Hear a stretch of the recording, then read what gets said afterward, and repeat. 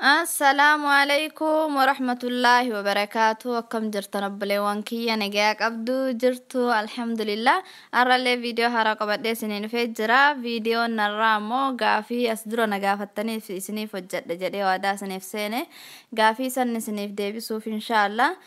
قافي لما سنين ديبي ساعة تقفرتي هركا نجوجوجي harka nu goggogee jedhe akkamiin laaffifannaa akkamiin moisturaayizii goona ka jedhudha.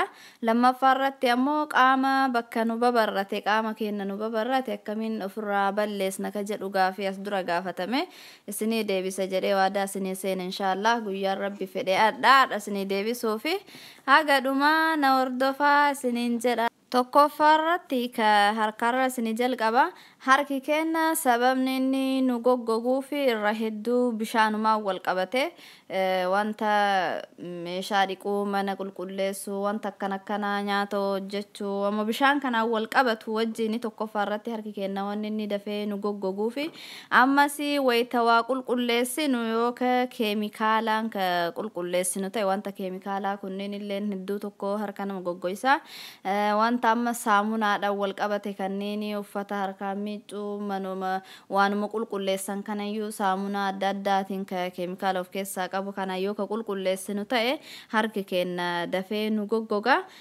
Ani yeroo harki kiyya akkasitti na goggogutti wanni ani itti laaffisuun tokkoffaan vaaziliiniidha. Vaaziliiniin hedduu tokko harka nama laaffisaa moisturaayizii illee godha hin bareecha garuu obboleettiin tiyya takka vaaziliinis hin fayyadama vaaziliiniin ammoo harka na gurraachessee wanta vaaziliiniin alaa yoo ka beeytu ta'e naafi minaan jettee jirti. Dhugaadha vaaziliiniin keessattuu lafa ho'aafaa keessatti harka nama gurraachessa fuulallee nama gurraachessa namni gariin fuulatti fayyadaman garuu gama kiyyaan ijoollee daa'ima tiyyaa fuulallee mo'ibsaa fi ofii kiyyaa fuulatti hin fayyadamu. Na gurraachessa illee hin beeku fuula nama gurraachessa waan jedhaniif itti fayyadamu guddaa itti fayyadamu. Vaaziliinii yoo ka isiniif ta'u ta'e itti fayyadamaa isiniin jedha. Lammaffaarratti olive oiliidha. Zayti zaytuuna yookaan olive oilii isa jedhamu sanii hedduu tokko bareedaadha. Zayti zaytuunni illeen harka keenya hin laaffisaa moisturaayizii godhaa akka inni hin goggogne taasisa akka vaaziliinii sanis nama hin gurraachessu jechuudha.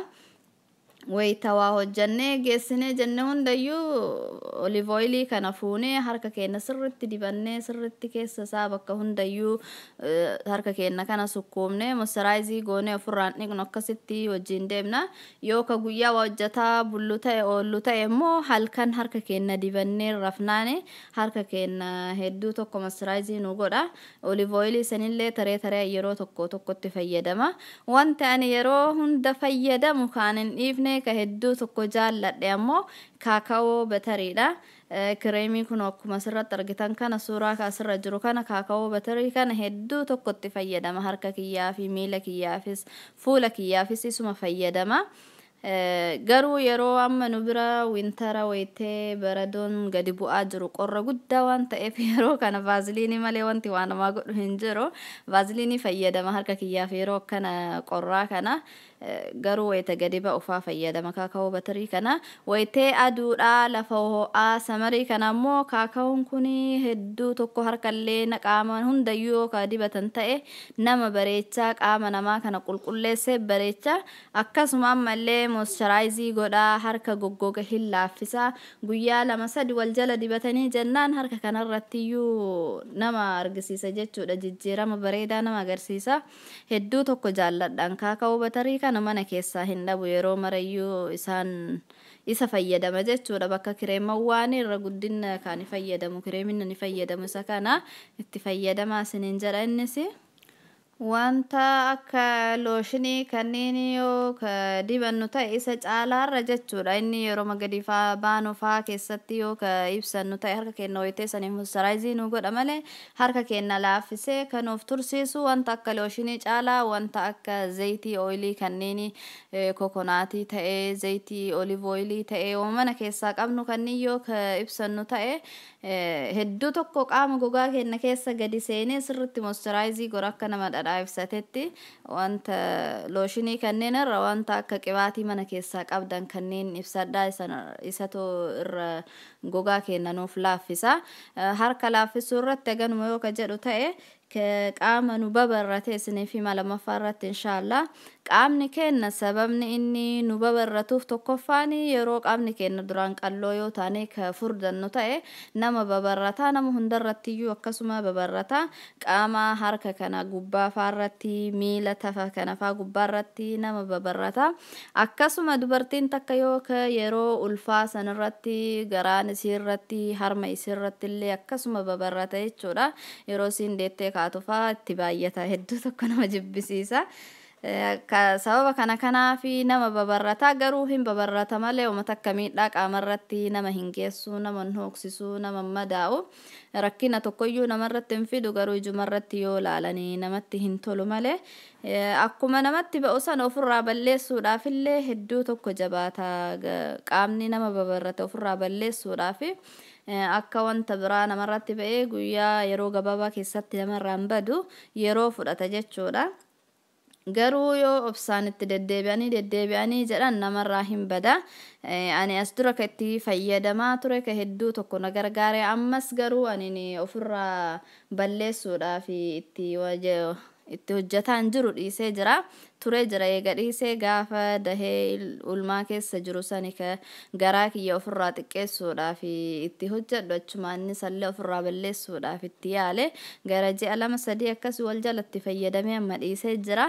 Ammas qaama kiyya qulqullaa'ee akka gaafa duritti bareedee naa hin deebine garuu yoo ofirratti ilaalu akkanatti yoo itti gadi jedhee namni duraan bakka san beeku laale malee fagoodhaa yoo akkanatti ilaalan hin beeksisu garuu qaama kiyya irratti xiqqoo tokko ammallee gadaame wahima jira hin beeksisu mul'atu anis amma ofirraa balleessuudhaaf itti yaadaan jiru dhiisee jira jechuudha.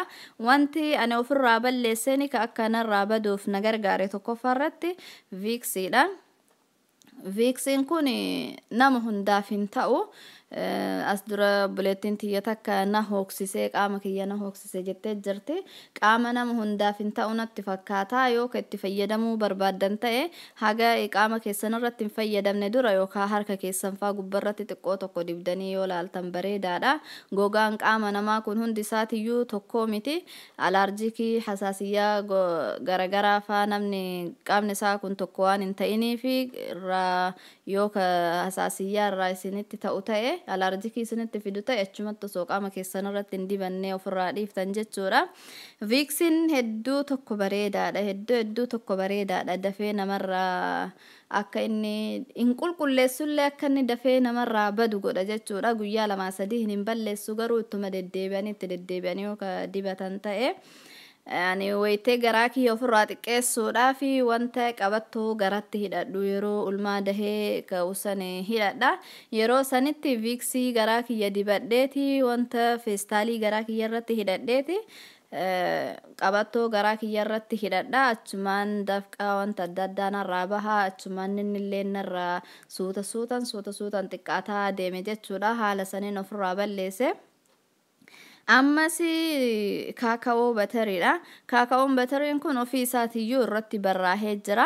Barreeffama isaa irratti afaan Ingiliffaatiin dubartiin ulfaa yeroo garaa qabdullee akka garaan hin babarrannee fi dibatuu dandeetti jedha. Ulfa boodallee dibatuu dandeetti jedha irratti barraa'ee jira.